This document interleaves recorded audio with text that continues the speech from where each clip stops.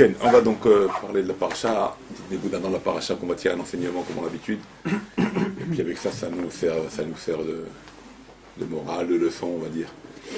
Alors on voit que, vous savez, dans la vie, on s'aperçoit que plus on est bien pris en charge, dans le cocon comme on dit, et plus on est demandeur. On veut ci, on veut ça, on veut ci, on veut ça. Et puis un homme, quelque part, il a des difficultés, c'est pas la vie facile pour lui. Et puis quelque part, il se construit, il n'est pas demandeur, il n'est pas prétentieux, il a du courage, il a de la force. Comme ça, on voit dans les générations précédentes, les gens d'avant, les Chachamim d'avant, ils ont vécu des souffrances, des pogroms, des difficultés, et c'est sorti des génies. Avec toutes les difficultés qu'ils pouvaient avoir dans la vie, c'est sorti des hommes, des grands hommes, comme on dit. Et si on voit notre génération, alors avec tous les moyens qu'on a, les possibilités, la facilité des choses, on voit qu'on est fatigué, pas d'envie, pas de force, pas toujours on dépend de ça et on dépend de ça. On n'est pas aussi courageux que les gens d'avant qui avaient beaucoup moins de possibilités que nous. Ça, on peut le voir, ça, on peut le voir. Plus il y a de la commodité, plus il y a du confort, on s'habitue à ce confort et on devient quelque part feignant et on n'arrive plus à faire grand-chose. Et moins on a de confort, alors on se donne pour vivre, on se donne pour réussir, on se donne pour grandir. Et comme ça on voit, même nous avec nos enfants, tu vois, les enfants qui ont été un peu plus durs avec eux, c'est eux qui, sauf à la fin du parcours, c'est eux qui vont sortir des fois les mieux. Et ceux que tu as trop chéris, trop derrière eux, oui mon fils, oui mon fils, oui mon fils. Chose chez nous les Sfaradim. D'accord. Alors tu vois, il est mhatata, il est, on dirait une serpillière. Tu vas bouger ou pas? Et tu le vois. Bon, pourquoi je dis ça? C'est bien sûr une agdama. On voit les patriarches. Si on voit Abraham, Israël et Yaakov, leur vie, galère leur vie. Abraham, 10 nessionotes, 10 épreuves, comme on avait vécu. Yitzhak également, des épreuves. Le vol des puits d'eau, le vol de sa richesse, sa femme qui est prise également à Yitzhak, lui aussi beaucoup, la Kedat Yitzhak, on allait le sacrifier à Yitzhak aussi. Donc lui aussi, c'est pas une... Yaakov, n'en parlons pas, Yaakov, c'est même pas la peine de les citer, tellement il y en a des galères. Donc une vie difficile. Dieu se dévoile à eux avec une dimension divine qui n'est pas comme celle de Moshe. Une dimension beaucoup plus faible que celle de Moshe. Quel Shakai, d'accord? Un nom de Dieu qui s'appelle cette dimension-là, qui est plus faible, on va dire ça comme ça, à notre niveau à nous, hein. On n'est pas des... qui est moindre que celle de Moshe, ce qu'a perçu, ce qu'a vu, ce qu'a compris Moshe. Moshe a compris un niveau extrêmement élevé, Shem Hashem, Shem Meforash. Et Moshe, si on voit la vie de Moshe par rapport à la vie des patriarches, c'est une vie de roi. De roi. Aaron, il y a eu des pogroms au moment de sa naissance pour les Juifs, mais lui, il n'a pas vécu ça. Il a vécu de roi. Il vit de roi jusqu'à un certain âge. Après, quand il sait qu'il est juif, bon, il se sauve parce que là, on veut le tuer. Après, chez Yitro, il est le berger, il devient aussi un homme important. Avant même Yitro, il est devenu roi de Couche, vous connaissez l'histoire du Midrash, il est devenu roi d'Éthiopie. Donc une vie, la vérité, on foutrait comme ça une vie nous aussi. De roi, de prince, de bonheur quelque part. Marié avec la fille d'Yitro, sauf. Tout se passe bien pour Moshe. Moshe maintenant est appelé par Dieu, et Hachem lui dit, oh Moshe, oh. Allez, maintenant il faut sauver le peuple. Déjà il commence. Je suis bec, je suis ici, je suis déjà. Vous avez vécu de roi? Il dit oui, il accepte, grandit. Bon, on connaît l'humilité de Moshe, c'était bien sûr. Mais déjà ça commence. Non. Maintenant, on arrive à notre paracha. Et là, Moshe, il dit à Hachem, la paracha précédente, rappelez-vous, où là où il dit à Hachem, la maréota la mazé. Pourquoi tu fais du mal à ce peuple? Tu accuses Dieu de faire du mal à ce peuple. La Machalartani. Pourquoi tu m'envoies? Depuis que tu m'as envoyé, il lui a dit, le peuple juif, il souffre encore plus. Donc, qu'est-ce qu'il fait, Hachem? Qu'est-ce qu'il est en train de faire? Un qu'à moi, tu m'as choisi pour encore, ils sont encore plus dans la galère. Et pourquoi tu leur fais du mal? Vous voyez, un enfant gâté. Il dit à son père, pourquoi tu me fais du mal? Abraham, il a dit, pourquoi tu me fais du mal? 10 épreuves. Isaac, il a dit, pourquoi tu me fais du mal? Combien d'épreuves? Yaakov, n'en parlons pas comme on a dit. Il a dit à Hachem, pourquoi tu me fais du mal? Tais-toi, Bolk, avance. Et c'est ce qu'il dit Dieu. C'est ce qu'il dit dans la Parashat Vayera, on a vu. Il lui dit, attends, les patriarches, ils n'ont pas eu une dimension tellement élevée de mon dévoilement. Ils n'ont pas reçu autant que toi, dans la proximité que tu avais toi et moi. Toi et Moshe et Dieu, c'est une proximité que personne on ne peut pas imaginer. Et les patriarches, avec souffrance, difficulté, une dimension divine beaucoup plus basse, beaucoup plus faible, un dévoilement moins fort que celui de Moshe. Et c'est toi, tu me dis, moi je fais du mal à mon peuple, moi. Et les patriarches, ils n'ont rien, ils n'ont pas parlé un mot. Donc Hachem, qu'est-ce qu'il nous dit d'ailleurs Rashi? Combien est Haval le temps de nos pères? Combien est regrettable la mort de nos pères, qu'eux, ils acceptaient les souffrances, comme un peu les anciennes, les parents, nos aïeux, nos grands-parents, ils ont pris sur eux, avec aucune commodité, ils sont devenus des hommes grands, des grands hommes. Et nous, on a le confort, on a le bonheur, et on se plaint, et non, et on n'est pas d'accord, et je suis pas là, et c'est pas ça, c'est pas ce que je pensais. Attends, tu es dans le bonheur, tu vis dans le bien-être. Un peu, on pourrait dire, bon, bien sûr, je fais exprès d'exagérer pour Moshe, hein, mais quelque part, il a dit la Marotanamate, la Machalachani, il l'a dit, c'est marqué dans la paracha. Il se plaint à Dieu. Pourquoi tu fais du mal, Hachem? Alors, réponse d'Hachem, c'est notre paracha qu'on vit aujourd'hui, qu'on a vécu donc, paracha de Vayera, où là Dieu répond, Vaïdaber Elohim, El Moshe, et là Dieu lui dit, Vaïdaber Hachem caché. Elohim, double. Dieu il parle là, il se dévoile à Moshe avec un niveau de sévérité, de rigueur, sur cette menace, quelque part, sur cette attaque de Moshe, vis-à-vis d'Hachem. Mais Abraham, il lui rappelle l'histoire, je me suis montré à Abraham Isaac, ils n'ont pas dit un mot, toi tu vis dans le bien, comme tu as dit, comme on l'a dit, toi tu es bien, tu comprends rien, tu comprends pas les messages. C'est ça les constructions du peuple juif, comme ça ils vont construire le peuple juif, comprends? Moi je fais du mal à mon peuple. Alors quelque part, Moshe il a dit 2 fois lama. Lama reota lamazé, et lama shalartani. Alors Hachem il dit, attends, maintenant je vais te répondre à ces 2 réprimandes que tu m'as fait, ces 2 lamas là, ces questions là, pourquoi et pourquoi, qu'on a aussi nous aussi tendance à dire toujours et pourquoi.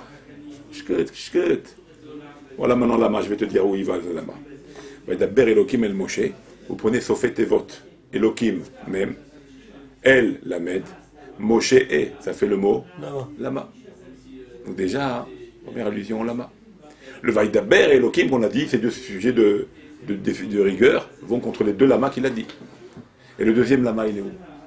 Le deuxième lama, il est dans le mot Elohim, qui est aussi la rigueur. Elohim, si vous prenez, il y a aussi le mot lama dedans. Le mot le lamed de Elohim, ça fait le lamed de lama. Le même de Elohim, ça fait le même de lama. Et le et de Elohim, il y a un et, ça fait le et de lama. Et qu'est-ce qui reste comme lettre? Aleph et Yud. Eh bien, à cause des lamas que tu as dit, Moshe, ces 2 lamas qu'on voit à la fin du verset ici, Elohim et Moshe, et à la fin, Elohim, il y a aussi le mot lama. Ces 2 lamas-là, il reste Aleph et Yud. C'est quoi Aleph et Yud? Eretz Israël. On va parler de ça, Shabbat. Tu ne rentreras pas en Eretz Israël. À cause des questions que tu poses. C'est pour ça qu'on lui a dit, Lama Shalartani, tu l'avais dit ça tête à tête avec moi.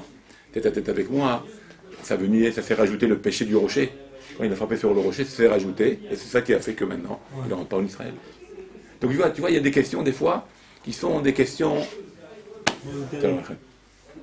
Des fois, il y a des questions qui sont... Youteret. Les pourquoi, surtout quand tu viens et tu te rebelles contre Hachem, où tu veux dire pourquoi. Tu as le droit de dire pourquoi. Mais un homme, un juif... Alors, non, bien sûr, Moshe, c'est Moshe. On n'est pas allé dire pour... lui faire comment on appelle ça, son procès, Moshe, c'est Moshe. D'accord? Comme c'est marqué dans Tehillim. C'est marqué Rabbot Raot. Non, Rabbot Raot. Yatsilenu Hachem. Rabbot Raot. Rabbot Raot, de beaucoup de malheurs. Rabbot Raot Tzaddik. Yatsilenu Hachem. D'accord? Alors le tzaddik, il reçoit beaucoup, raot, beaucoup de raot. Raot, ça fait combien en valeur numérique? Ça fait combien? Raot, ça fait 676. Raot, resh, aïn, rabot, raot, resh, aïn, pardon, 4, 5, 6, ouais, 676. Aïn et vav. D'accord? 400 du tav, 200 du resh, aïn et vav, 76, 676. Qu'est-ce que c'est? Rabot raot, ça te dit comme Mikulam Yatzilenu. C'est quoi ces raot là?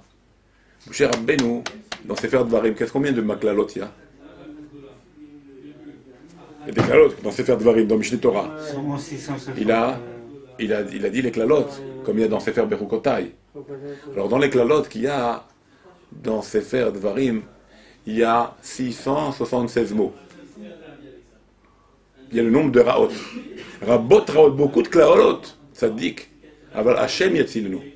Yatzilenu Hashem. S'il a Hashem avec lui, il sera protégé de ses raot. Ces klalot qui font 676 mots qu'il y a dans le Sefer Dvarim, il sera protégé s'il a Hashem avec lui. Et combien il y a de noms d'Hachem dans les klalot? Combien il y a de noms d'Hachem qui apparaît dans tout le Sefer Dvarim, dans les klalot, dans la partie des klalot? J'ai compté aussi 26. 26. Combien c'est le chiffre, le nom d'Hachem en valeur numérique? C'est 26. 26 par 26, ça fait combien? Ça fait 676. Ça fait les raot. Zen et Gedze. Ça contre ça. Tu marches avec Hachem. Hachem Yatzilenu. Hachem, il te protège. De quoi? Des raot. Parce que dans toute la partie des klalot, il y a 26 fois le nom d'Hachem. J'ai compté hein, pour être sûr. Donc 26 par 26, ça fait 676. Ça fait le nombre en valeur numérique de raot des klalot. Donc comment aller contre les problèmes? Quand on s'attache à Akadosh Baruch Hu. Comme on l'a dit souvent, Shiviti Hashem Lenegli Tamid. Pour que Dieu soit devant toi, Shiviti Hashem Lenegli Tamid. On a dit c'était le sod, Sheba Menorah. C'était le sod. C'est quoi le sod, Sheba Menorah? C'est les nekudot. Les nekudot, c'est le sod. C'est pas les lettres. Shiviti Hashem Lenegli Tamid. C'est le chirik, le sheva et le kamat. Chirik, sheva et kamat, c'est ira. Chirik, sheva et kamat, c'est ira. Irat Hashem. Et simcha. Simcha aussi, c'est le même inyan. C'est l'inyan de Hava. C'est pour ça que ira et Hava, c'est indissociable. Quand tu prends le mot ira et le mot Hava, en dessous de l'autre, tu coupes ça en deux, tu dis comme ça fait ira également, et ça fait Hava également. Les deux côtés. Les deux côtés. Les deux côtés. Pour nous dire que la crainte et l'amour de Dieu, c'est indissociable. C'est pour ça qu'une Torah sans crainte et sans amour de Dieu, c'est pas une Torah. La Torah, elle peut être que, elle prend toute sa valeur et toute sa force, et tu exprimes l'expression de Dieu dans ce monde par l'étude de la Torah que tu fais, seulement s'il y a la crainte et l'amour d'Hachem. S'il n'y a pas la crainte et l'amour d'Hachem, alors cette Torah, elle peut être l'avdil. L'avdil, elle peut être comme une philosophie ou une simple science. C'est pour ça qu'il faut absolument entrer dans notre étude la crainte et l'amour de Dieu. Et là, on fait que la Torah, elle devient quelque chose de parfait, qui est la volonté de Dieu. C'est très important. Alors comme ça, on est sauvé des raot. Comme ça, quand on met Shem Hashem devant nous. Et là, il y en a 26. Multiplié par la gematria du Shem Hashem, qui est 26, ça fait 676. Comme ça dit David Ameller, ça c'est dans le Teilim. Le Teilim Lamed Dalet, c'est comme ça c'est Mouva là-bas. Dans le Teilim 34, là-bas vous verrez ce pasouk là. D'accord? Donc on voit que Moshe a été réprimandé. Lama Rota Lamazé, Lama Shelartani, il lui a été réprimandé. Et c'est ce qu'on voit dans le premier pasouk déjà, dans le premier verset déjà. Que Hachem il a réprimandé Moshe, c'est ça qui a fait qu'il y ait sa punition qui rentre pas en Israël. C'est pour ça qu'Elohim, c'est Lama Aleph Yud. Lama Aleph Yud, c'est à cause du Lama que tu ne rentreras pas à Aleph Yud dans l'Eretz Israël. Rachetez votre Eretz Israël. Et c'est pour ça, on voit aussi, il y a une autre Nekuda, là-bas dans le verset, dans le Shishi, le début du Shishi, qu'est-ce qu'on dit là-bas? Je me suis posé la question. Qu'est-ce qu'on dit là-bas dans Shishi? On dit Vesam tipedut, ben ami ou ben amecha, et le mahar yehaot azeh. Regardez ce passage incroyable. On va rejoindre ce qu'on a dit. Vesam tipedut, si je traduis maintenant dans le sens du pshat du verset, Vesam tipedut, je mettrai une séparation une séparation. Ben Ammi ou Ben Amra. Votre ton peuple, le mien et le tien. Donc comme ça, il dit Moshe à Paro, je mettrai une séparation entre ton peuple et le mien. D'accord? Les Mahar, pour demain, hier quand ce signe va arriver, quand cette plaie va arriver, on va dire. Alors, de quelle plaie on parle ici? Donc Hachem, il nous dit ici, le Persa, il nous dit quelque chose d'extraordinaire. D'ailleurs, c'est ça la question que je me suis posée. Il nous parle d'une plaie où Hachem va distinguer le peuple d'Israël avec le peuple égyptien, pour que cette plaie, elle sera bien... On verra bien la différence entre nous et les Égyptiens. Ils vont bien se faire manger par cette plaie-là, et nous, bon, le Hachem. Quelle plaie on parle là-bas? C'est le sang ou le non, pas du tout. Bien avant, bien après. Non. Voilà, je vais vous dire la plaie. Vaya Hachem Ken, Vayavo Arov. Les bêtes sauvages. Donc pour la bête sauvage, tout d'un coup, là, le verset nous dit qu'il met une séparation, donc qui sépare, que nous, on n'aura rien. Et je vous pose la question. Les autres aussi, c'est ça la question, tout le monde s'est posé la question. Attends, on le sang, nous les bêtes aussi. sauvages, il y avait des bêtes qui étaient inexistantes ou des bêtes qu'on a. Non mais d'accord, peu importe, il a fait venir des bêtes nouvelles, peu importe, on va dire, peu importe. Maintenant, mais tu me dis maintenant, il nous sépare de nous, mais on est séparés depuis Hasra, on est séparés. Depuis le Dam, on est séparés. Nous, on avait de l'eau, il avait du sang. Il avait les grenouilles, on n'avait pas les grenouilles. Peut-être que là, ils voyaient et cette maca-là, ils vont pas le voir du tout. Peut-être que quand il va les séparer... Oui, on peut trouver des lignes simples. Mais la question, elle reste. Pourquoi Dafka celle-là et pourquoi pas les autres? Où on précise le lien de pédou de séparation des macotes. Toutes les macotes ont été séparées l'une de l'autre. Alors, j'ai vu une... Non, il faut... Dans le chat, c'est difficile. Dans le chat, on peut dire comme il a dit. Peut-être pour cette plaie-là, Hachem, il a fait que peut-être les Israël ne l'ont même pas vu. Et encore, ça m'étonne. Donc c'est plus difficile. Ouais. Alors, j'ai vu, j'ai vu, et aussi j'ai réfléchi là-dessus. D'abord, je vous pose une question. Pourquoi on appelle la plaie des bêtes sauvages Arov? Bahayot. Il a fait David. Maintenant, qu'est-ce qu'il dit là-bas? Qu'est-ce qu'on dit là-bas? Jimmy t'explique. Pourquoi on appelait les bêtes sauvages Arov? On aurait dû appeler les Chayot Torfot. On voit ça par exemple pour Yaakov, quand Yosef s'est fait avaler. Parce qu'il y avait un mélange de bêtes. Toraf Yosef. Donc on voit, on parle de Toref, de bêtes Chayot Torfot. D'accord? Et tout d'un coup, là, on ne dit pas ni Chayot, ni Toref, ni Shum Davar. On nous dit Arov. Nous ça vient Arov, donc c'est cette histoire d'Arov là. Qu'est-ce que ça veut dire ça? Ça veut dire bête sauvage, Arov? Arov, pourquoi on nous dit Hamim? Que toutes les bêtes qui ne se supportent pas l'une de l'autre, ils étaient mélangés tout en étant en shalom. Un peu comme il y a eu pour le barad. Qu'est-ce qu'on a vu pour le barad? Maïm ve'esh mitla kahat betor haesh. Il y a Nes, ils ont fait un shalom. Donc voilà, bravo. Alors la même chose. Alors, maintenant on va comprendre. Alors maintenant le Harov, pourquoi on a dit la plaie des bêtes sauvages comme Harov, qui a priori il n'y a pas de rapport avec le mot Harov, avec les bêtes sauvages. Pour dire que les bêtes étaient mélangées et ils ne s'entendaient pas, mais pour écouter la volonté divine de faire la Maca contre les Égyptiens, tout le monde est béchalom. Tout le monde est mélangé, sans aucune distinction, et sans aucune un envie de manger l'autre. Alors on a appelé l'Airvouvia, le mélange des bêtes, Arov, qui nous une Irvouvia entre les bêtes, qui allaient pour faire la Maca, ce que Dieu voulait de faire.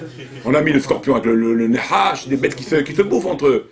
Tu comprends? Je sais pas, moi, j'imagine un lion, il y aurait peut-être une girafe, ou il y aurait... Et puis tout le monde était...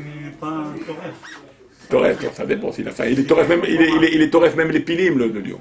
Même les pilim. J'ai vu un reportage une fois, des lions qui ont bouffé des piles. Ils sont abattus sur un éléphant. Même une girafe. Non, s'ils ont faim, ils tapent.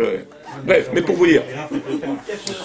Pourquoi je dis ça? Pour vous dire, donc, l'union du pshat ici de Harov vient du fait que c'était des animaux birvouvia et qui ont marché pour faire la volonté de Dieu, bien qu'ils ne s'entendaient pas, on va dire, d'une manière normale, après la nature, ils ne s'entendent pas. Ça donne toujours pas la réponse. Alors, maintenant, en fait, l'Nikuta, elle est comme ça. Maintenant, c'est quoi les bêtes sauvages aussi? Dans un côté plus, on va dire, dimension plus élevée, les bêtes sauvages, c'est les forces du mal. Les forces du mal, c'est les bêtes sauvages. C'est toutes sortes d'attaques extérieures. Ça s'appelle les bêtes sauvages aussi. Et à nous, maintenant, nous les juifs, on doit savoir distinguer où sont les bêtes sauvages, où est le mal, et où est le bien. On doit arriver à ça. Maintenant, le bien et le mal dans le monde, comment il est? Le bien, il est là, et le mal, il est là. Youk. Tout est arov. Tout est mélangé. Tout est mélangé. Le bien et le mal sont mélangés. Et nous, qu'est-ce qu'on doit faire? On doit séparer entre eux, entre les non-juifs, ce qu'ils font, entre le mal et le bien. On doit arriver à séparer ça. D'accord? On doit arriver à séparer ça de notre travail. Il faut savoir retirer le bien du mal. Donner à Dieu ce qui est à Dieu et de laisser là-bas la clipa, l'écorce à sa place. Et ne pas mélanger avec les choses, et ne pas faire nos mitzvot, tout ce qu'on peut faire d'un mélange de Yerbouvia. Et c'est ça, Pédout. C'est pour ça qu'il est venu ici. Il vient cette notion de séparer le bien du mal de la Maka, d'Afka dans le mot Erov, dans les bêtes sauvages, où tout est mélangé, et là où Dieu nous demande de séparer, de faire notre travail de séparation. Bien que les séparations aient été faites avant, mais on n'en a pas parlé, on ne dit pas Pédout. Parce qu'avant, on parle des bêtes sauvages qui sont à l'image du mal.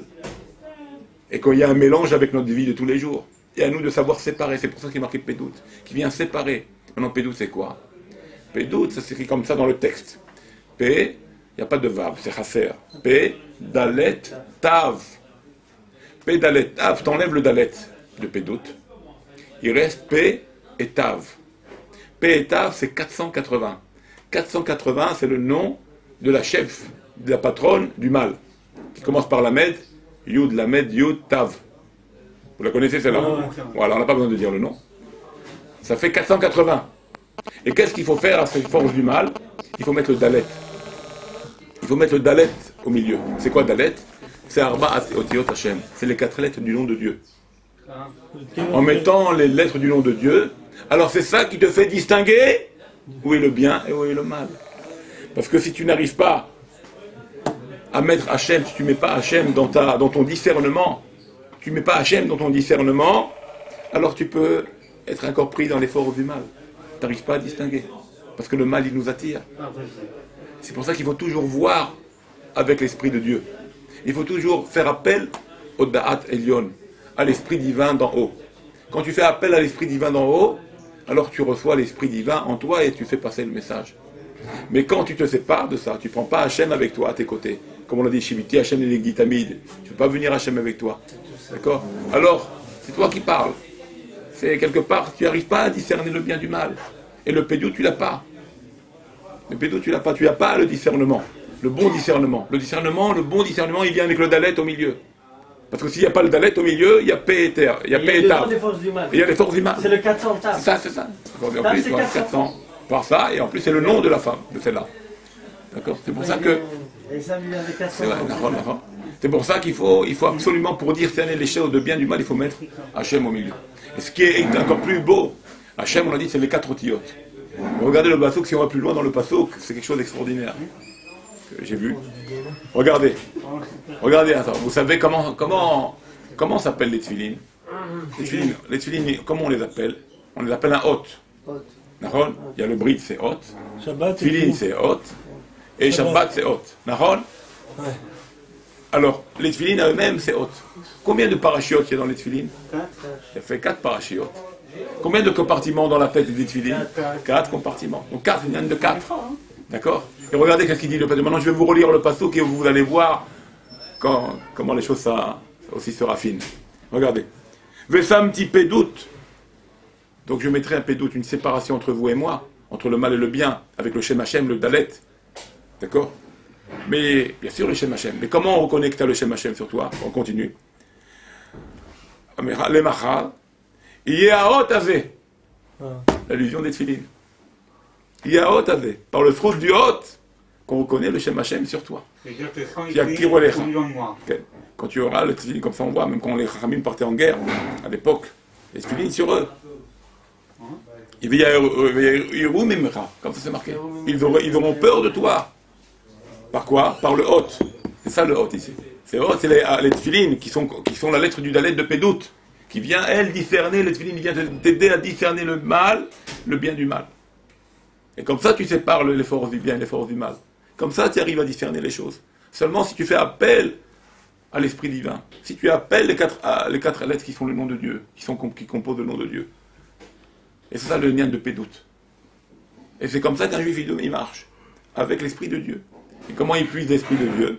Avec un moyen que Dieu nous a donné, c'est la Torah. La Torah, c'est l'esprit d'Hachem. Plus un homme va avancer dans la Torah, plus un homme va progresser dans la Torah, plus un homme va faire ses efforts dans la Torah, plus l'esprit divin sera en lui. Plus la compréhension, elle va être en lui. Plus le discernement, elle va être en lui. Il va pouvoir donc distinguer les choses et faire les choses convenablement. Et c'est pour ça que Dafka, on a mis ce lien de pédou, de séparation de la plaie avec nous et les autres, Dafka dans la plaie qui s'appelle la rose, et maintenant on comprend mieux, parce que c'est la chaumière Vouvia, et il faut un discernement. Il faut voir bien les choses. Tu comprends? Là où les animaux ne s'entendaient pas, il faut justement maintenant qu'on arrive à discerner les choses. Vous avez compris? C'est pour ça que c'est important de toujours voir avec l'Esprit de Dieu, toujours réfléchir. C'est pour ça qu'un homme, il a dans l'obligation de faire passer l'esprit avant le cœur. Comme nous disait Haramim, si tu fais passer le cœur avant l'esprit, alors tu arriveras à ce que dit... Ouais, on a vu déjà c'est un lien du cerveau, du Melech. C'est dans cet ordre-là, Melech, c'est Moach, Lev, Kaved, et pas le contraire, pas Kloum, pas Lever, etc. Kloum aussi, c'est les mêmes lettres. Rien du tout. Mais à part ça aussi, le fait de passer l'esprit avant le cœur, donc l'esprit doit dominer, la conscience doit dominer le cœur. Parce que si tu fais passer le cœur avant l'esprit, alors c'est comme on dit des Haramim, on avait déjà dit souvent cette phrase-là, Amer Harem, Al-Arzarim, Sofo, les Tarzer, Al-Rahmanim. Si tu fais passer le cœur que le cœur, alors sur les gens, sauf qui ont vraiment besoin de la pitié, tu seras cruel avec eux.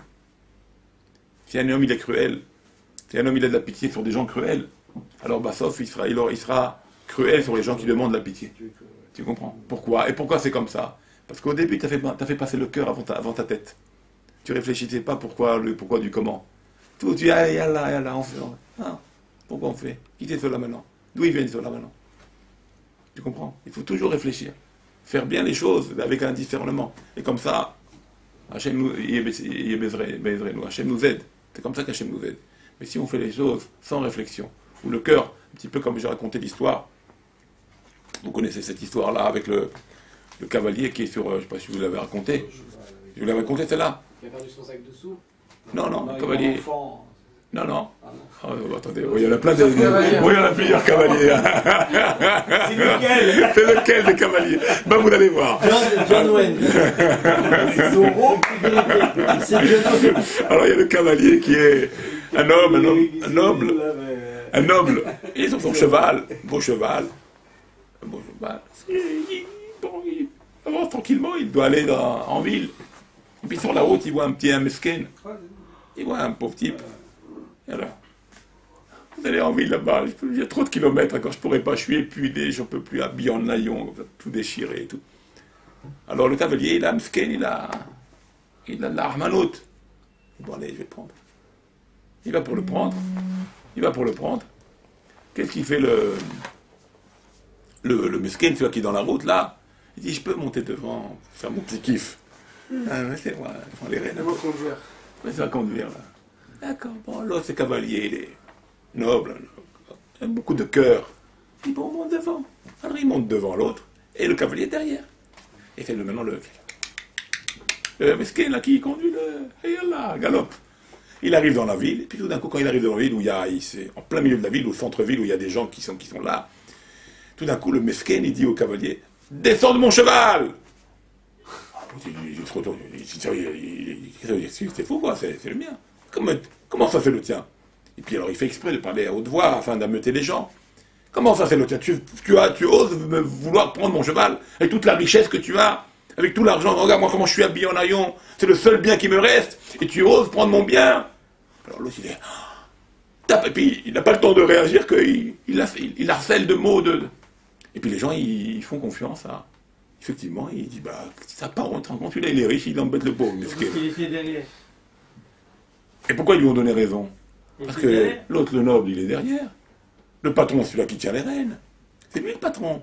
Si tu ne tiens pas les rênes, c'est toi, t'es un petit touriste, c'est derrière. Le noble, t'as peu importe ton cheval. C'est pas toi le patron. C'est pas ton cheval. Et effectivement, ils l'ont sorti. La même chose. C'est pour ça que chez les Arabes, les femmes, ils ne vont pas devant, dans la voiture. On va devant? Ça, je sais pas, peut-être. En tous les cas, c'est une image. Mais pour vous dire, c'est quoi la Nekuda? c'est la conscience qui doit prendre les rênes. C'est pas le cœur qui doit prendre les rênes. Si tu laisses le cœur prendre le dessus de ton corps, alors tous les virages ici, tous les coins de rue, il y a là, être dans la folie. Ton cœur, parce que ton cœur il veut des désirs, du corps, du bien, rien que si un homme il raisonne pas, mais où je rentre là maintenant? Qu'est-ce que je suis en train de faire? Mais dans quel péché je vais me trouver si je fais ça? Si un homme il raisonne pas, mais il peut faire pas les 400 coups, sans cesse. Un homme il doit raisonner. Il doit séparer où est le bien, où est le mal. Nahol, ça donne envie. Nahol, le corps il a. Mais combien de temps ça va durer ce petit plaisir? 400 coups. En plus. Combien de temps ça va durer ce plaisir? Combien de temps il va durer le plaisir? 1 minute. Et je perds tout mon lama-bas. Je perds tout. Ma vie avec Dieu, je la perds. Pour une bêtise. C'est pour ça qu'un homme, il doit absolument faire passer son esprit. Donc l'esprit doit dominer, doit être c'est eux qui tiennent les rênes du corps. Et non le corps qui fait ce qu'il veut. Les envies qui font ce qu'ils veulent. D'accord, il y a des envies, on est des hommes. Mais dans les règles. Pas dans les règles. C'est pour ça qu'on a parlé souvent des sujets quand on est des jeunes hommes. De se marier. Pas attardez. Déjà on a quelqu'un, on est avec une fille. Se marier, déjà dans les règles. Vous comprenez ce que je veux dire? Tu veux manger. Mange cachère, mange dans les règles, pas de l'air. Mange cachère, mange tranquille. Tu viens que dans Dafka, on va manger de taref. Tu comprends? Donc il y a plein de choses comme ça qu'on peut faire dans des règles où l'esprit domine tout en ayant un plaisir. C'est pas qu'on va supprimer le plaisir, parce que le corps aussi il a besoin de ce moment-là, de moments de plaisir, de moments de repos, de moments de. D'accord? Mais bien dirigé. Et là tu peux tout faire. Tu peux tout faire. Et Hachem il donne son aval, il est d'accord avec ça. Comme on voit Shabbat, il nous a permis, allez, fais une bouffe, éclate la bouffe. Mange avec ta'anoug, avec plaisir, onek Shabbat. Fais les plus beaux plats, les meilleurs plats, la plus belle vaisselle, fais le plus beau des plaisirs. Pareil pour le manger, pareil pour les moments avec la femme, Shabbat. Vous comprenez? C'est-à-dire, Akadosh Baruch Hu, il te donne ces moments, il sait que nous sommes des hommes. Tu comprends? Il sait. Donc il faut quelque part arriver à dominer toutes ces envies qui sont là tout au long de la semaine, qui veulent nous attirer à des péchés, où on peut tomber après très très grave. Et après, pour lever la tête, pour voir Dieu, c'est dur. Après, tu vois plus la lumière. Après, tu as du mal de voir la lumière. Parce que l'habitude, et malheureusement la régularité dans le péché, fait que tu vois plus de lumière. Tu t'es fait un voile. Mais d'un autre côté, comme ça dit, j'ai vu chez Rabbi Nachman de Breslev, il dit, il faut savoir que Hachem, même si tu es descendu très bas, ça encourage. Même si on est descendu très très très bas, et qu'un homme il est, comme on dit, si Hachvelout, même tête Char et Thomas. Quel Fond du trou.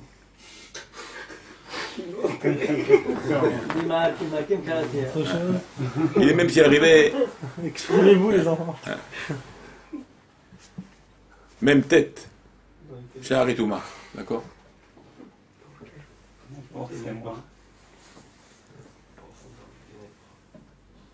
Même s'il arrivait à ça, il faut savoir qu'Hachem, il n'est pas loin de toi. Il n'est pas loin de toi. Tout simplement, les péchés que tu as fait, ça l'a voilé. Tu l'as habillé. Tu lui as mis plein d'habits sur lui. Donc tu ne le ressens plus, tu ne le vois plus. Mais il est toujours au même endroit. C'est pas qu'il a pris le fait que tu as pris des péchés, il a pris un écart de milliards de kilomètres et qu'il est loin de toi et tu dis oh non, il est toujours là. Mais tes péchés ont fait que maintenant, tu lui as mis des couches d'habits, que ces habits-là, maintenant, tu n'arrives plus à ressentir quoi que ce soit. Tu n'arrives plus à le ressentir. Alors tu crois qu'il est loin, mais en fait, il n'est pas loin. Il est là. Enlève-lui les habits. Comment tu fais ça? Nikayon. Alors, Nikayon. On a expliqué. On a expliqué. Dans la machine à laver en rentrant. On a expliqué. Elle est Teilim. On a expliqué ça dans le cours dernier, rappelez-vous. Teilim. Tikkun Abri, Tikkun Amila, c'est Teilim, c'est les mêmes lettres que Mila. Tikkun Tav de Tikkun et de Mila, c'est les mêmes lettres que Teilim. D'accord? Hein? Le Teilim devient des Teilim. Le Homash, comme il a dit Yoshua bin Nun, comme a dit la Torah. Okay? Qu'est-ce qu'on a vu là-bas? Ça aussi, ça fait Mila. Pour réparer le péché de la Mila, s'il y a eu ce péché-là. D'accord? Qu'est-ce qu'on a dit là-bas pour Lo Yamish, Mitoch Haolel, rachetez votre Mila. Lo Yamish, Mitoch Haolel, rachetez votre Mila. D'accord? Teilim et les Shemot Bnei Israël, ça fait votre Teilim. Comme ça, plein de choses comme ça, plein de. Madoua Lo Ivarasne, on avait parlé de ça. Madoua lo ivar asner achetevot mila. Pourquoi il doit brûler? Pourquoi le juif il peut brûler? Pourquoi le juif il peut aller au Gaïnam? Mais s'il n'a pas péché avec la mila, alors Abraham il le tire de là-bas. Il le retire de là-bas, même s'il a fait d'autres péchés. Alors ça s'arrange, tout ça s'arrange. Comme on l'avait expliqué. On a expliqué tous ces liens-là. Ça s'arrange avec le kol, avec le tzom, avec le mammon. D'accord? C'est ça, pour ça, ça fait racheter votre miquette. À la fin de la vie, on a mammon, kol, et si on a ça avec nous, on est sauvé. C'est ça, Zot à Torah. Zot à Torah, c'est 3 fois 136. C'est 3 fois kol, mammon et tzom. Ça fait Zot. C'est 408. 408, c'est ça, Zot à Torah. Ça, c'est la Torah. Non, tu deviens un homme de Torah. Tu deviens Baruch Hashem, tu t'élèves. C'est ça le lien de miquette. À la fin de la vie, il faut qu'on soit des gens élevés, qu'Hachem il est d'accord. Il veut de nous, il nous accepte. C'est pas qu'on soit pris dans les péchés, pris. Pour ça que même si on est pris malheureusement, un certain temps, on a été Alors vite, il faut se réveiller. Et faire le tikkun, vite, il faut retrouver la lumière. Et enlever tous ces voiles qu'on a fait devant Dieu. Tous ces voiles, il faut savoir les enlever. Avec des Teilim, avec du Chumash, avec de la Torah, avec de l'écoute, avec du savoir, avec Bezrat Hashem, et faire, comme on a expliqué, cette distinction entre le bien et le mal, et faire passer toujours, donc c'est ça notre force, tout le peuple juif. La conscience avant le cœur, l'esprit avant le cœur, réfléchir sur chaque chose, pas se faire avoir par les attirances du corps uniquement. Et ça, c'est quelque chose qu'on doit distinguer avec l'esprit. C'est l'esprit qui nous donne la clairvoyance. Mais comment on a la clairvoyance? Toujours, Shiviti Hashem l'enegdi tamid. Tu veux avoir Dieu toujours devant toi, et le Dieu devant toi, et là tu seras clairvoyant. Tu verras les choses, comme c'est marqué. Hacham roet anolad. Le Hacham, il voit le futur. On a expliqué, c'est quoi le Hacham? Il voit le futur. Le futur, il le voit présent. Comme il le voit présent, le Hacham, donc il voit le futur. C'est pour ça qu'on a dit Hacham adif minavi. Un Hacham, c'est mieux qu'un prophète. Parce que le prophète, lui, il voit le futur. Mais c'est toujours l'état du futur. Mais le Chacham, même s'il n'a pas de prophétie, mais ce qui est marqué dans la Torah, il le voit comme si la chose, elle est réalisée déjà. On avait dit, expliqué. Il fait une Kovako. C'est quoi Kovako? On avait expliqué. Ko, c'est le schéma. 25 lettres du schéma Israël, c'est 25. Kovako, pourquoi 2 fois Kovako? Qui est la notion de Ko, de névoie, de prophétie. Parce que même si tu n'arrives pas à la prophétie de savoir le futur, si tu es Chacham et tu fais le schéma matin et soir, comme dit le Ramma, qu'avec ça, il y a ça, Milimut Torah, Kovako, 25 lettres, 25 lettres. On ne va pas rentrer là-dedans dans le détail. Okay. Minimum, il ne faut pas le dire en direct. D'accord, c'est un trempe là. C'est un trempe, Kovako, 25 et 25. Un du matin, un du soir. Les 2 obligations du schéma, c'est matin et soir. Kovako, en faisant le schéma. Alors, Vayach et Tamitri, c'est le schéma Meforash, tu tues l'ennemi. Avec la Torah, tu tues l'ennemi. Comme l'a tué Moshe, le Mitzri. Ouais. Il a frappé le Mitzri. Il a tué le Mitzri avec le schéma Meforash. Il y a encore été rapport. Avec le schéma. En faisant le schéma Israël, on détruit les ennemis. On détruit l'ennemi. C'est ça le coco. Même si j'ai pas un névoie, j'ai pas de prophète. Mais être Chacham dans la Torah, l'ennemi s'annule devant toi. Pourquoi? Parce que tu sais distinguer les choses, tu fais attention aux choses. Le schéma du matin, le schéma de la nuit. Ça, distinguer. On sait où est la nuit, ou on sait où est le jour. D'accord? C'est l'ignan très important. Donc il faut quand même toujours faire et réagir sans sérel. Toujours faire réagir sans sérel. Ne pas se faire attraper. C'est pour ça que Vaera, le début de la paracha, valeur numérique 208. Même valeur numérique que Yitzhak 208. Pour nous dire que c'est lui l'Atid Lavo, Vaera Lachon vision, que Yitzhak, c'est lui pour le futur, qui va nous faire voir le Mashiach, qui va nous faire voir le Olam Abba. C'est pour ça que pour l'Atid Lavo, on verra, ce sera Yitzhak notre Avinu. Ce sera Yitzhak. Okay, ce sera Yitzhak qui sera notre père. Il y aura Magen Yitzhak. Non, ce sera Yitzhak qui va prendre la rigueur, qui va prendre. Vaera. C'est pour ça que Yitzhak, Ikaré le Chazera. Yitzhak, Ikaré le Chazera. Pour l'Atid Lavo. Le verra des Juifs, il va être par Yitzhak. Pour l'Atid Lavo. C'est pour ça qu'il est marqué que Yitzhak, et par son fruit, c'est lui qui a fait qu'on est arrivé à 210 ans d'esclavage. Et pas à 400 ans. Où c'est marqué ça? Beitzrak, Ikare, Yitzhak tout seul, 208. Beitzrak, Ikare les Hazara. Beitzrak, rajoute les bêtes, ça fait 210. C'est l'allusion aux 210 années d'esclavage. Ouais. À partir d'Yitzhak. C'est Yitzhak qui a fait qu'on a diminué le truc. Et pour cela, il va être récompensé. Que c'est lui qui va être le maître de la Géoula. C'est lui qui va être le patron de la Géoula qu'on sera. La titre de la Bobera. Karov, Varshab. Beitzrak, Ikare les Hazara. C'est ça les 210. Il tente que ça arrive, non? Ben, ça va arriver. Vous voyez? On est proche tout le temps. Toujours il faut se renforcer. Toujours il faut se renforcer. Dans la Torah, dans les mitzvot. Tu comprends? Vous comprenez? Mais ça, il ne faut pas lâcher. Il ne faut pas lâcher. Et des fois, à cause de quoi? Parce qu'on a des doutes. On va expliquer. On a des doutes, toujours le doute. C'est ça qui nous rend fous. Les doutes, c'est 240. C'est Amalek. C'est El Aher, un autre Dieu aussi. Ça aussi. Du doute, tu vas jusqu'à un autre Dieu. Jusqu'à l'extrême à l'autre. Du doute, tu commences avec le doute, tu vas jusqu'à El Aher 240. D'accord? Et Péter, et ce qu'on a dit tout à l'heure, l'effort de Pédout, P et Tav, qui est le nom de la chef du mal, ça fait, combien ça fait? 480. C'est le double doute. Mais oui. C'est la redoute. C'est la redoute. T'as compris? Double doute. C'est redoute. C'est la redoute. L'homme, il est dans tout. Ça fait 480. Ça fait 480. Il voit plus clair. Rien du tout. Il voit plus clair. Ça, c'est l'aveugle, Ouais. C'est les forces de Paro. C'est la force de Paro. C'est les forces de Paro. C'est pour ça que dans Paro, c'est quoi le double doute? Je vais vous expliquer ce que c'est le double doute. Le double doute, c'est la force de Paro. Paro, c'est le premier doute. Et si on écrit Paro, Bektav Malé, P, allez, vas-y. Resh, Uchin. P. P, D'accord. Resh, Uchin. Reshutin. Aïn. Aïn, Yud, Nun. D'accord. Et Aleph. Avec Aleph. On peut l'écrire aussi avec Aleph. Tu prends toutes les lettres maintenant du Milouï et tu laisses Paro, c'est le premier doute. De côté les lettres Paro, P, Resh, Aïn, E, tu les mets de côté. Le reste des lettres là, 4 lettres. Paro, P, Resh, Aïn, E. D'accord? Le Milouï qu'on a obtenu, P, on a dit Hey. P, le E.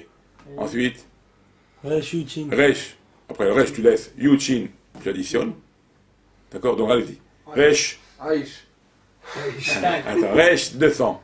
Le Yud de Resh, 210. 210 avec le E de P du début, 215. On continue. Ouais. Aïn, Yud et Nun. Ah, attends, tu as pris le Hey du P, mais t'as. Non, c'est bon, Aïn, Yud, Nun. Le coup, Hein? c'est bon. Yud et Nun. Ok. Alors on a dit 200, 215. 215. 215 Et- et 225. 215 et 10, 225. 25 et Nun. 225 et Nun, 75. 275. Et Yud Aleph. Et Hey Aleph. On a dit. Point Et- réel. Yud Aleph. 180. non, il manque quelque chose là. Yud, Je t'ai dit, Nun parce et que Yud j'ai et pris- Yud, mais parce non, que- il manque. Voilà, c'est pour ça. Et Resh. Tu veux le milieu Yud, avec Yuchin. Paro avec. Ah, on a oublié. Ah bah ouais, mais. Alors, Avec Paro ou pas? Avec Paro. Non, sans Paro. Que le Milouï. Premier, ça fait que c'est Paro. Ok, Maintenant que le Milouï. ok. Bon, je vais vous le dire, on ne va pas faire une paracha. D'accord? J'ai fait le calcul de toute façon. D'accord? Alors, si vous prenez le Milouï de Paro, ça fait combien? Ça fait 196. 376. 196, pas- C'est qui donne? C'est pas. Ce qui donne Aïn, Shin, Vav. C'est quoi? Et ça. Esav. Donc il y a un double doute. Et ça, Paro, c'est, clipat de Paro, clipat d'Esav. c'est, On a les deux attaques. C'est ça le double doute. C'est ça qui correspond à P et au Tav. Alors un double safek, c'est ça le double doute. Dedans, C'est pour ça que c'est 2 fois 440, ça fait 480. Vous avez compris ou pas? Paro, dans Paro, il y a Esav. Dans Paro, il y a Esav. Vous avez compris? C'est pour ça qu'il faut beaucoup travailler à ce qu'on ne soit pas pris par la clipa de Paro, la clipa de Esav, l'envie de... Et c'est quoi la clipa de Paro et la clipa d'Esav? C'est que pour le corps. Esav, c'est que chauffonner un S, en anglais. D'accord? c'est quoi? C'est pas ce que ça veut dire chauffonner un S en anglais?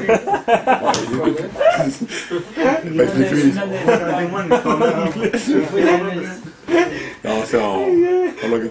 Je Sunene, ça veut dire regardez-moi, regarde le lin, toujours là.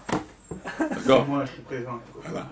D'accord, ça c'est l'anglais littéraire en plus. Je rigole avec vous. D'accord? Et paro, c'est le lien de. C'est ton amour propre, c'est comme ça et c'est tout, les principes, tu changes pas toujours. Tu bloques d'abord. Voilà. Il y a Hazek et Libo, toujours. Il y a Hazek Libo, toujours, il se renforce dans son cœur, même. Tu comprends? C'est ça le problème. Égoïste. Alors il faut casser ça. On casse un homme, il doit casser son orgueil. Il doit casser ses principes qu'il a. Ses façons d'être des fois qui ne concordent pas avec la Torah. Qui ne sont pas toujours adéquates avec la Torah et avec l'esprit divin. Alors il faut qu'il se rabaisse. Si il dit non, comme ça et c'est tout, c'est comme ça, je ne bougerai pas combien il y en a comme ça, malheureusement. Quand tu veux dire quelque chose, non, il ne veut pas accepter. Non, il faut accepter.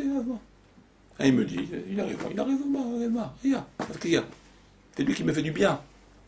C'est lui qui m'arrange. Quand un homme il te dit ça et ça et ça pour le bien, pour t'arranger. Comme je dis souvent, un homme il serait prêt. Ta femme elle te dit quelque chose. Ça fait maintenant t'es marié, 20 ans, 30 ans t'es marié. 15 ans t'es marié, mariage. T'as un ami, ça fait 40 ans que t'es avec ses copains avec lui, 40 ans. Cet ami-là, ou ta femme, on va dire, ou cet ami-là, il te dit quelque chose maintenant qui t'a un peu touché. Tu sais, il se reverse ça comme ça. Oh, tu te rends compte, il m'a dit ça. Alors. Si t'as dit ça, est-ce qu'il a un intérêt de casser une amitié de 40 ans? Une amitié de 40 ans, on la détruit pas avec des bêtises. Ça ne détruit pas une amitié de 40 ans, c'est dur. Donc s'il m'a dit quelque chose, c'est qu'il y a quelque chose. S'il m'a dit un mot, c'est qu'il y a un sous-entendu. Réfléchis. Ne prends pas ça à la mouche pour dire, allez, c'est plus mon ami. Combien de gens ils se disputent? Les familles se disputent, la famille se dispute. Elle boude avec son mari, et celui-là il boude, et celui-là il fait la tête avec celui-là. Mais comment? Ça fait 40, et il boude. Ça fait 40 ans que vous connaissez. Vous ne parlez plus. Il faut que tu te poses des questions. Oui, mais parce qu'il m'a dit ça. Mais si il t'a dit ça, il y a quelque chose. Ça fait 40 ans que vous êtes ensemble. Une amitié, on ne la casse pas pour un mot. Il faut réfléchir. C'est pour ça que le cœur, il ne faut pas tout le tweaker. Ah, il m'a dit, je vais m'emporter. Non, attends, il a dit quelque chose, Ou si ton rab, il t'a dit quelque chose. Ou ton père, il t'a dit quelque chose. Il veut ton mal. Si il dit quelque chose, c'est quelque chose s'il m'a fait ça. Et il n'est pas idiot, lui, maintenant, le rab. Il n'est pas idiot, le père. C'est pas idiot. Et le rab, il veut mon bien, il veut pas mon mal. Donc s'il m'a dit, il y a quelque chose, c'est pas pour rien. À moi de réfléchir. Et ça, c'est l'intelligent. Il fait passer l'esprit d'abord. Non, on ne détruit pas. Même si le beau m'a touché, m'a fait mal. C'est vrai, des fois, ça fait mal. Tout le temps, ça te fait mal. Non, je vais réfléchir. Il m'a dit ça, il y a quelque chose. Et pas je vais prendre la mouche pour me disputer avec lui ou pour bouder avec lui pendant des mois et des semaines. Non, il y a quelque chose. Et à moi de découvrir qu'est-ce qu'il a voulu dire. Et si je ne comprends pas, alors on lui pose des questions. Et tu vas voir que Bassar, c'est pas du tout pour un mal. C'était seulement pour arranger la situation. Ou pour apporter un élément nouveau à l'élévation d'un homme. Et comme ça dans beaucoup de choses. Et comme ça, si c'est aussi notre femme qui nous fait ça. C'est nos amis proches. C'est pas pour le mal. Donc il faut toujours raisonner. C'est ça la force de la conscience, de la force de l'esprit qui passe avant l'impulsion du cœur. Là, il m'a fait comme les désirs ou comme la colère ou comme toutes ces choses-là. Non. Attends. Il a dit, on réfléchit. Pourquoi? Comment? Hop. T'analyses. Tu comprends? C'est Dieu la gava, bidiouk. Tout ça, c'est Dieu la gava. C'est la clipa de Paro, la clipa d'Amalek. Tout ça, c'est des clipotes. Ils te font prendre la mouche, ils te font prendre la colère, ils te font rentrer dans une situation de casse, toujours des nerfs, de colère, de destruction. Et tu vois, et quand tu as ça, la colère ou les nerfs, la destruction, tu n'as pas l'esprit de Dieu devant toi. C'est pour ça qu'on dit Kola Koes, qui ou l'ovet Avodazara. Comme il est Guénom Shotinbo. Il n'a plus l'esprit divin. Un homme qui se met en colère, qui prend une rage là maintenant. Il y en a comme ça des rages, il vient, tu ne le reconnais plus. Regarde. Regardez. Quand vous voyez un homme en colère, cet ami qui marchait avec toi maintenant, il y a 5 minutes avant, et tu le vois maintenant en colère, regarde sa face, c'est plus la même. Non, pas seulement il change de couleur. Tu vois qu'il a plus un esprit, il a une autre tête. Tu vois qu'il a une autre tête. Tu dis, comment, lui, il est forme, tout déformé. C'est pas vrai. C'est vrai. Regarde sa tête, il a plus la même tête. Pourquoi il a plus la même tête? Mais pourquoi il a plus la même tête? Je vais vous dire pourquoi. Parce qu'il a plus le Tselem Elohim. Il a plus ce qui est l'image de Dieu en lui. Par cette colère, par ce côté démentiel qui lui est monté dans la tête. Il n'a plus l'image de Dieu, parce que Dieu nous a fait à son image. Donc quand il n'y a plus l'image de Dieu par rapport à ce problème de clipa du mal qui est en lui, eh ben, tu vois que c'est pas un homme. Tu vois qu'il n'y a plus Dieu en lui. Et tu le vois, ça, de tes yeux. Quand un homme, il est pris par la furie de la colère. Tu le vois, il devient fou. Tu sens qu'il est, même lui, s'il se regarde à la glace, quand c'était moi. N'importe quel discours de Hitler, tu peux le voir facilement. Ouais. C'est presque drôle. Ouais. Tu vois une haine, tu vois. C'est plus un homme. C'est plus un homme. Et ça, c'est comme ça, donc, que les choses... Un truc divin avec toi. Alors, Bezrat Hashem. Exactement. Tu raison. Bezrat Hashem, Shakal Bokhu et Bezreno, que Dieu Amen. nous aide, que ça Amen. renforce, avec tout ce qu'on a appris, que ce soit pour le clan d'Israël. Le clan d'Israël, Bezrat Hashem, est-ce que nous, on se renforce, Bezrat Hashem, qu'on soit toujours des bons juifs, avec l'esprit d'abord, toujours en priorité. Amen. Amen.